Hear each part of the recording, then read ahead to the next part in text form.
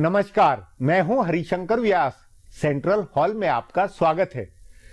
Europe और दुनिया की जुबां पर शार्ली एब्दो नाम आज इस्लाम की बदनामी का पर्याय है।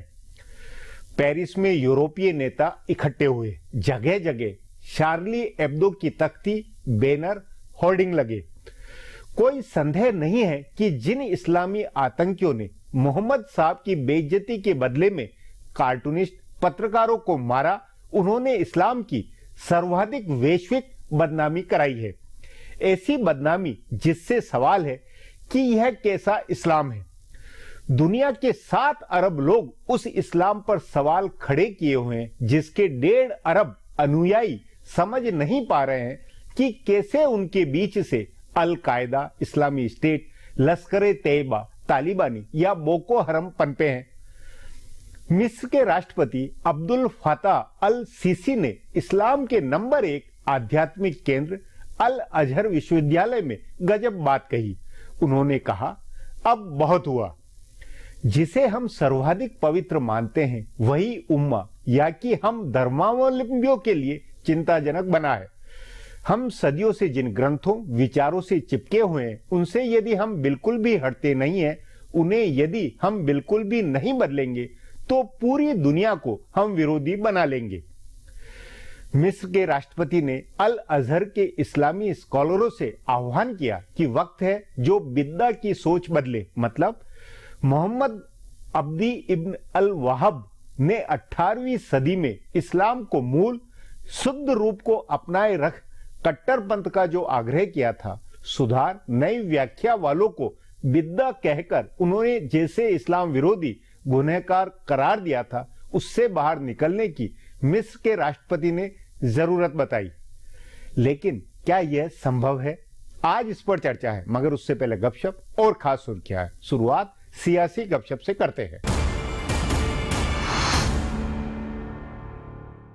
भारतीय जनता पार्टी की बिहार की दोनों सहयोगी पार्टियां चिंता में हैं। लोकसभा चुनाव के बाद से भाजपा के साथ रामविलास पासवान की पार्टी लोजपा और उपेंद्र कुशवाहा की पार्टी राष्ट्रीय लोक समता पार्टी का तालमेल अच्छा चल रहा था, लेकिन इन दिनों एक के बाद एक कई ऐसी घटनाएं हुई हैं जिनसे दोनों पार्टियों के नेता चिंतित हुए हैं। तभी धर्मांतरण रोकने के कानून की मांग का दोनों ने विरोध किया है। पहले पासवान ने कहा कि ऐसे किसी कानून की जरूरत नहीं है और अब कुशवाहा ने उनका समर्थन किया है। दोनों को लग रहा है कि हिंदुत्व के एजेंडे पर ज्यादा फोकस करने से बिहार में उनके वोट को नुकसान हो सकता है, लेकिन उससे ज्यादा चिंता तीनों पार्टियों के तालमेल में सीटों की संख्या को लेकर है। पासवान और कुशवाहा दोनों की पार्टी के नेता ये जानना चाहते हैं कि भाजपा ने बिहार में जो मिशन 185 तय किया है उसमें इन दोनों की पार्टी है या नहीं। क्या ये अकेले भाजपा का लक्ष्य है या एनडीए का है? भाजपा के नेता इन दिनों बिहार में जदयू और राजद के भीतर झगड़ा बढ़ाने के लिए उनके नेताओं पर डोरे डाल रहे हैं और उन्हें टिकट देने के वादे कर रहे हैं। इससे भी दोनों पुरानी सहयोगी पार्टियों के नेता चिंता में हैं। अभी से भाजपा अगर टिकट के वादे कर रही है तो तालमेल के समय सीटों के बंटवारे में मुश्किल आएगी।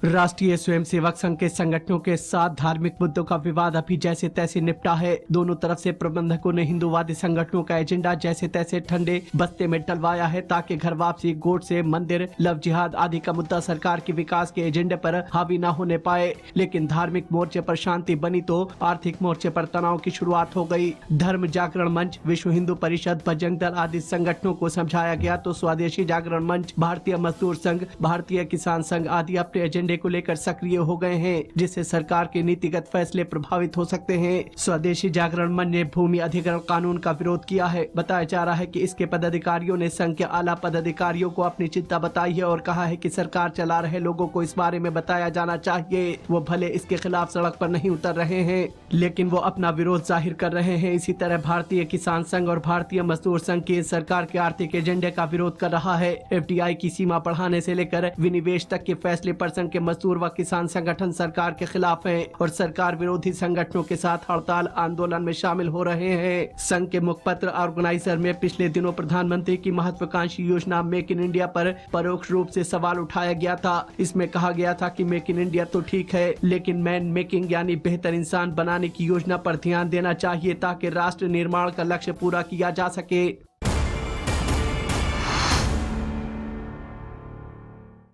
कांग्रेस पार्टी में ऐसा लग रहा है कि लोकसभा चुनाव के बाद से शांति छाई हुई है, लेकिन असल में पार्टी के अंदर कई तरह के बदलाव की तैयारी चल रही है। चुनाव में हार के कारणों की समीक्षा के लिए बनाई गई एक एंटनी कमेटी की रिपोर्ट भले कांग्रेस कार्य समिति के सामने नहीं रखी गई, लेकिन कांग्रेस अध्यक्ष ने उसे देखने के बाद उसमें की गई सिफारिशों के आधार पर काम शुरू कर दिया है। कांग्रेस अध्यक्ष ने पार्टी के रिवाइवल का एक ब्लूप्रिंट तैयार कराया है। इसे सभी प्रदेशों के कांग्रेस अध्यक्षों को भेजा गया है, लेकिन पहली बार ऐसा हुआ है कि कांग्रेस आलाकमान ने राज्यों से उनकी राय पूछी है। पार्टी के एजेंडे और संगठन की रूपरेखा के बारे में उनकी राय पूछी गई है। साथ ही उन्हें यह भी कहा गया है कि वो अपने राज्य में पार्टी को मजबूत करने के लिए खास तौर से योजना बनाकर भेजें। यानी कांग्रेस अलग अलग राज्य के लिए अलग अलग योजनाओं पर भी काम करने को तैयार है। कांग्रेस अध्यक्ष के बनाए ब्लूप्रिंट में पार्टी का एजेंडा बदलने पर खास फोकस है। बताया जा रहा है कि पार्टी को सांप्रदायिकता के विरोध और गरीबी हटाओ के नारे से आगे बढ़कर कुछ नया सोचने पर जोर दिया गया है। इसके दो और अहम पहलू ये हैं कि इसमें युवाओं को ज्यादा से ज्यादा जोड़ने के उपाय बताने पर जोर है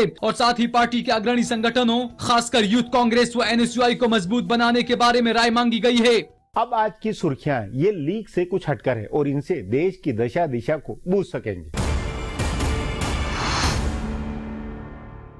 दिल्ली विधानसभा चुनाव की घोषणा के एक दिन के बाद आज आम आदमी पार्टी के संयोजक व दिल्ली के पूर्व मुख्यमंत्री अरविंद केजरीवाल ने दावा किया है कि दिल्ली विधानसभा चुनाव में उनकी पार्टी को पूर्ण बहुमत मिलेगा। एक निजी टेलीविजन चैनल से बातचीत करते हुए केजरीवाल ने दावा किया कि उनकी पार्टी आप इस चुनाव में 45 सीटें जीतकर पूर्ण बहुमत हासिल करेगी और सरकार बनाएगी। उन्होंने कहा कि बीजेपी घबराई हुई है और मुझ पर कुछ टिप्पणियां करती रहती है जो उन्हें शोभा नहीं देती है। केजरीवाल ने कहा कि बीजेपी और कांग्रेस दोनों पार्टियों को अपना अपना मुख्यमंत्री पद का दावेदार घोषित कर देना चाहिए। केजरीवाल ने ये भी कहा कि आने वाले दिनों में लोकपाल और स्वराज पर दिल्ली डायलॉग होगा। अमेरिका ने पाकिस्तान से कहा है कि वो आतंकी संगठनों को निशाना बनाए। अमेरिकी विदेश मंत्री जॉन कैरी ने आज कहा कि लश्कर-ए-तैयबा, तालिबान और हक्कानी नेटवर्क जैसे आतंकी संगठन न सिर्फ पाकिस्तान और उसके पड़ोसी देशों के लिए बल्कि अमेरिका और पूरी विश्व बिरादरी के लिए खतरा बने हुए हैं। जॉन कैरी ने पाक प्रधानमंत्री के विदेश मामलों के सलाहकार सरताज अजीज के साथ प्रेस कॉन्फ्रेंस करते हुए कहा कि हम सभी पर सुनिश्चित करने की जिम्मेदारी है कि आतंकी संगठन अब इस देश या कहीं भी अपने कदम जमाने के काबिल न रहे। कैरी ने पेशावर में आर्मी पब्लिक स्कूल पर तालिबान के हमलों का जिक्र करते हुए कहा कि 16 दिसंबर की त्रासदी आतंकियों को जड़ जमाने की इजाजत देने और उस जगह के नियंत्रण में लेने और वहां से संचालन करने के गंभीर जोखिम की याद दिलाती है। कैरी ने भारत और पाकिस्तान को सलाह दी है कि वो गंभीर वार्ता में एक बार फिर से जुड़े। मैं संवाद के लिए दोनों देशों को प्रोत्साहित करता हूँ। अमेरिकी विदेश मंत्री जॉन कैरी द्वारा भारत और पाकिस्तान को शांति वार्ता फिर से शुरू करने की सलाह दिए जाने के बावजूद पाकिस्तान ने आज कहा कि वो बातचीत के एजेंडे में कश्मीर मुद्दे के शामिल नहीं होने पर भारत के साथ कोई वार्ता शुरू नहीं करेगा। पाकिस्तानी प्रधानमंत्री के विदेश मामलों के सलाहकार सरताज अजीज ने कहा कि कश्मीरी नेताओं के साथ मुलाकात को लेकर पिछले साल की निर्धारित द्विपक्षीय वार्ता को रद्द करना दिखाता है कि भारत इस मुद्दे पर वार्ता का इच्छुक नहीं था। अजीज ने कहा कि पाकिस्तान भारत के साथ कश्मीर मुद्दे के बिना बातचीत शुरू नहीं करेगा। अजीज ने दावा किया कि भारत सीमा पर बिना उकसावे की ही गोलीबारी में शामिल रहा है। गौरतलब है कि भारत ने पिछले साल अगस्त में नई दिल्ली में पाकिस्तानी उच्चायुक्त अब्दुल बासित द्वारा कश्मीरी अलगाववादी नेताओं के साथ वार्ता किए जाने को लेकर दोनों देशों के बीच विदेश सचिव स्तरीय वार्ता को रद्द कर दिया था। योजना आयोग की जगह नवगठित नीति आयोग के पहले उपाध्यक्ष बने अरविंद पनगड़िया ने आज अपना पद संभाल लिया है। नीति आयोग के मुख्य कार्यकारी सिंधु श्री खुल्लर और अन्य वरिष्ठ अधिकारियों ने उपाध्यक्ष पनगड़िया को नवगठित संस्था के बारे में जानकारी दी। नीति आयोग के पदेन अध्यक्ष प्रधानमंत्री है। गौरतलब है कि सरकार ने 5 जनवरी को नीति आयोग के उपाध्यक्ष, 2 पूर्णकालिक सदस्य, 4 पदेन सदस्य और 3 विशेष आमंत्रित सदस्यों की घोषणा की थी। भारतीय जनता पार्टी के सांसद साक्षी महाराज ने कहा है कि उन्हें पार्टी द्वारा कोई नोटिस नहीं मिला है। एक के बाद एक विवादास्पद बयान दिए जाने के कारण पार्टी ने उन्हें कारण बताओ नोटिस जारी किया है। जब उनसे इस मामले पर पूछा गया तो उन्होंने कहा कि मुझे इसके बारे में कोई जानकारी नहीं है। अगर ऐसा है तो ये पार्टी का अंदरूनी मामला है। उन्होंने कहा कि अगर पार्टी कोई नोटिस जारी करती है तो मेरे दफ्तर को मिल जाएगा, मुझे इसकी कोई जानकारी नहीं है। उन्होंने ये भी कहा कि ये मामला बीजेपी का अंदरूनी मामला है और इसका मीडिया से कुछ लेना देना नहीं है। गौरतलब है कि साक्षी महाराज ने पिछले दिनों कहा था कि हिंदू महिलाओं को कम से कम 4 बच्चे पैदा करने चाहिए और इससे पहले गांधी के हत्यारे नाथूराम गोडसे को देशभक्त कहा था, जिसे लेकर उन्होंने संसद में माफी भी मांगा था। फिलहाल अब एक ब्रेक है, फिर खुलासा होगा।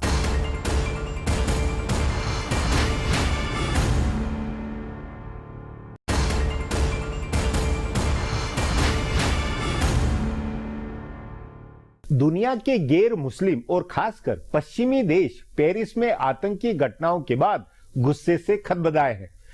अमेरिका से लेकर ऑस्ट्रेलिया तक में इस्लाम के खिलाफ राजनीतिक गोलबंदी होती लगती है। सवाल है, इस सब का इस्लामी धर्मगुरुओं व अल अजहर, देवबंद जैसे आध्यात्मिक केंद्र क्या अर्थ निकाल रहे हैं? इस पर आगे चर्चा करें, उससे पहले देखें मेरा ये खुलासा। पेरिस में रविवार को जन सैलाब उमड़ा। 10 लाख से ज्यादा लोग सड़कों पर उतरे। कई यूरोपीय देशों के प्रधानमंत्री, राष्ट्रपति और दूसरे नेताओं ने एक साथ मिलकर आतंकवाद का विरोध किया। इसमें फिलिस्तीन के राष्ट्रपति महमूद अब्बास भी शामिल हुए। इनके शामिल होने का प्रतीकात्मक महत्व है क्योंकि फिलिस्तीन की लड़ाई पूरे इस्लामिक जगत की लड़ाई है। फिलिस्तीन के बहाने इसराइल और उसके बहाने अमेरिका को इस्लाम का शत्रु ठहराया जाता है। लेकिन अब ये बहस चल पड़ी है कि इस्लाम का दुश्मन कोई बाहरी व्यक्ति या संस्था या खुद इस्लाम के भीतर से उसके शत्रु निकल रहे हैं। फ्रांस की व्यंग्य पत्रिका के पत्रकारों और कार्टूनिस्टों को मारकर भले कुछ आतंकवादियों ने कहा हो कि उन्होंने मोहम्मद साहब के अपमान का बदला ले लिया, लेकिन असल में उन्होंने इस्लाम की ज्यादा बदनामी करा दी। फ्रांस की घटना से पूरी दुनिया में इस्लाम की बदनामी हुई है। आतंकवाद के खिलाफ एकजुटता दिखाने के लिए 10 लाख से ज्यादा लोगों की जो भीड़ पेरिस की सड़कों पर उतरी, सबका गुस्सा आतंकवाद के प्रति तो था ही, साथ ही ऐसा असहिष्णुता के प्रति भी था जो चंद आड़ी तिरछी रेखाओं से ऐसे आहत होते हैं कि दर्जनों लोगों को मौत के घाट उतारने से भी नहीं हिचकते हैं। फ्रांस में पत्रकारों और कार्टूनिस्ट की हत्या इकलौती घटना नहीं है जिसने इस्लाम की वैश्विक बदनामी कराई है। नाइजीरिया में बोको हरम के आतंकवादी मासूम बच्चियों को अगवा करके उनके साथ बलात्कार कर रहे हैं, जबरन शादी कर रहे हैं और इनकार करने पर हत्या कर दे रहे हैं। पिछले दिनों एक शहर पर कब्जे की कोशिश में बोको हरम ने 2000 लोगों की हत्या कर दी। तालिबान के आतंकवादियों ने पाकिस्तान के पेशावर में एक आर्मी स्कूल में घुसकर 132 मासूम बच्चों की हत्या कर दी।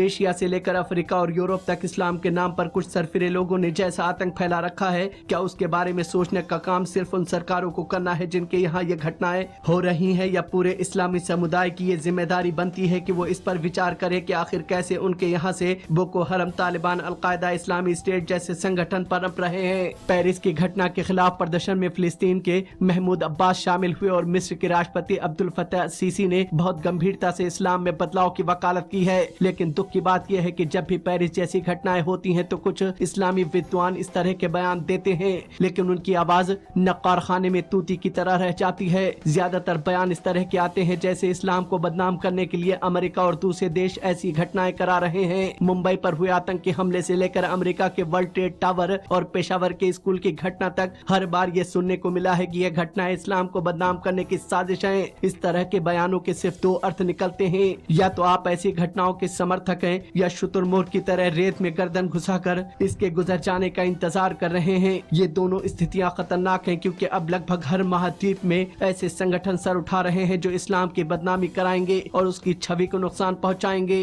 अब एक ब्रेक है, उसके बाद इस्लाम को लेकर चल रही वैश्विक बहस पर चर्चा करेंगे।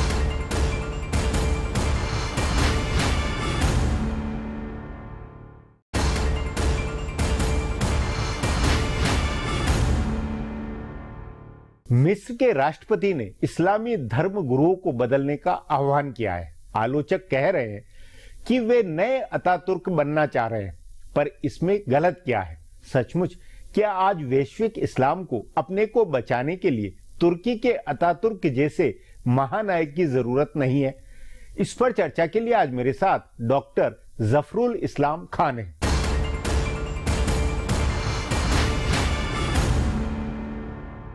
डॉक्टर साहब, मिस्र के राष्ट्रपति एल सीसी ने अल अजहर के आध्यात्मिक केंद्र में जो ये कहा कि हमें अब बदलना होगा, कुछ नया सुधार, कुछ नई धार्मिकता पर विचार होना चाहिए, क्या ये आपका मानना है कि ये मुमकिन है? और खास तौर पर पेरिस के अंदर जिस तरह की जो प्रतिक्रिया हुई है और पूरे यूरोप और विदेशों में पूरे अंतर्राष्ट्रीय स्तर पर जो प्रतिक्रिया हुई है, उससे लगता है कि कुछ विचार, कुछ सुधार, कुछ नयापन आएगा। देखिए, सबसे पहले तो हम ये समझें कि हर धर्म के अंदर और हर कम्युनिटी के अंदर एक मंथन हो रहा है जी। अगर कुछ लोग कुछ करते हैं, इसका मतलब ये नहीं कि वही उसके नुमाइंदा हैं और वही रिप्रेजेंटेटिव हैं, ऐसा नहीं है जी। जो इस तरह की, जो आप जिसकी तरफ आपने इशारा किया, ये लोग जो है पूरे मुसलमानों में कितने होंगे? 1%, 2%?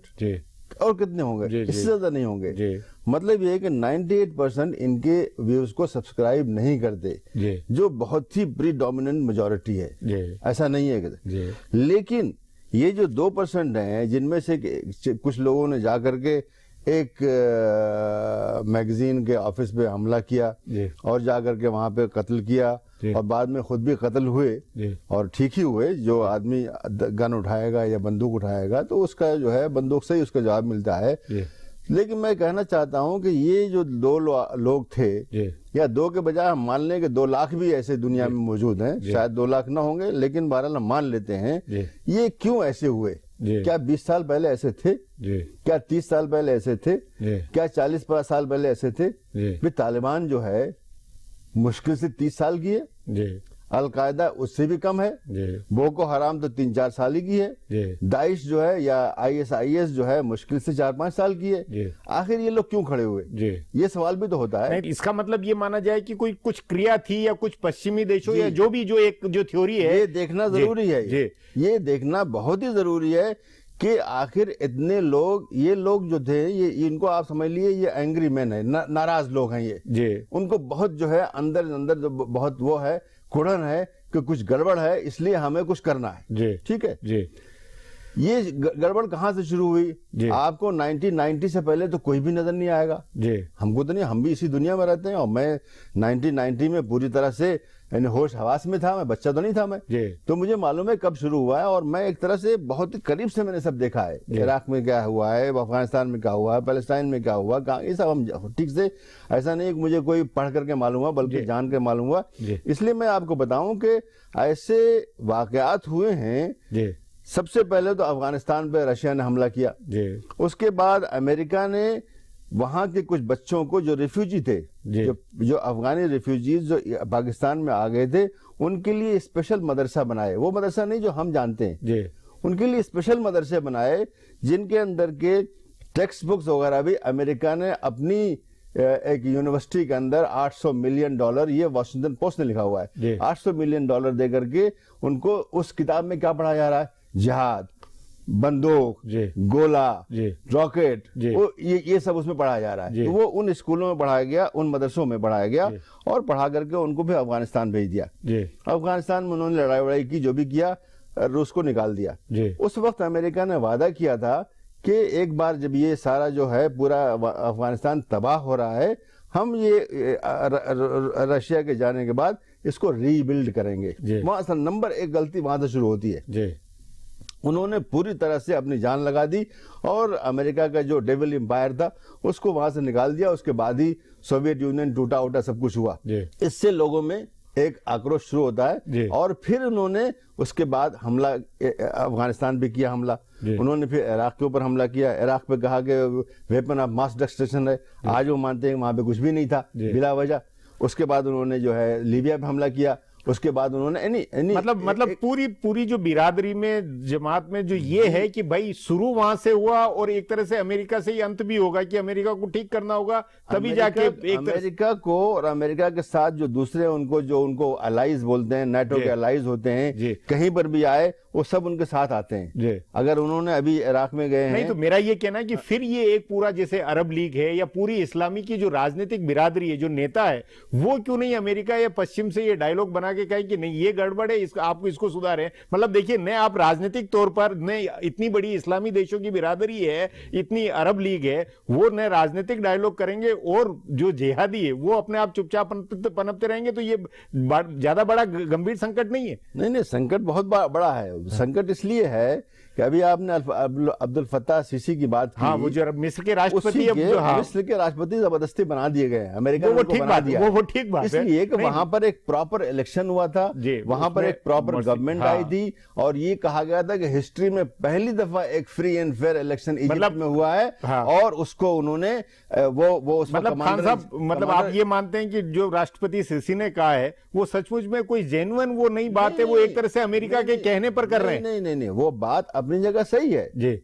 वो बात जो उन्होंने कही है कि मुसलमानों को सोचना चाहिए, और जो विद्वान है, जो स्कॉलर्स है, उनको सोचना चाहिए और इसको बंद, वो अपनी जगह पे सही है, सही बात नहीं। जैसे अब तुर्की के राष्ट्रपति उन्होंने भी एक तरह से स्टैंड लिया, या जॉर्डन के किंग और उन्होंने वो भी एक स्टैंड ले रहे हैं, फिलिस्तीनी राष्ट्रपति भी जाके ये कह रहे हैं कि बहुत सारी, हाँ सही बात है। अगर टर्की का राष्ट्रपति ये बोलता है तो लोग सुनेंगे, इसलिए कि उसके ऊपर कोई इल्जाम नहीं लगा हुआ है। आपके अनुसार कौन सी ऐसी धार्मिक संस्था भी इस्लामी बिरादरी की है जिसकी की सचमुच में साख है, रेपुटेशन है, जो विचार कर कुछ कहे तो असर होगा?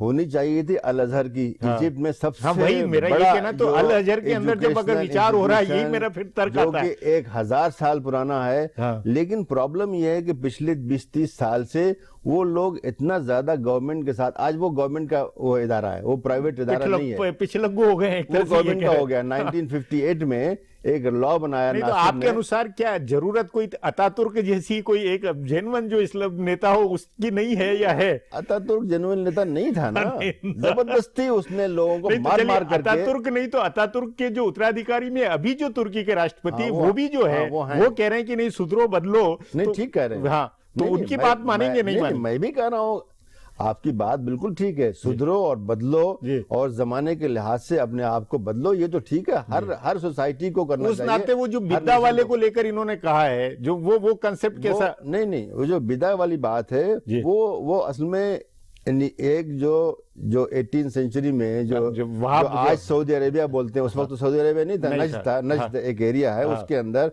मोहम्मद इब्न अब्दुल वहाब एक पैदा हुए, एक स्कॉलर थे। उन्होंने कहा कि बहुत ही गलत काम मुसलमान करने लगे हैं, इस सबको हटा करके दीन को प्रिस्टिन, जो उसकी जो बिल्कुल प्योर उस शक्ल में आना चाहिए।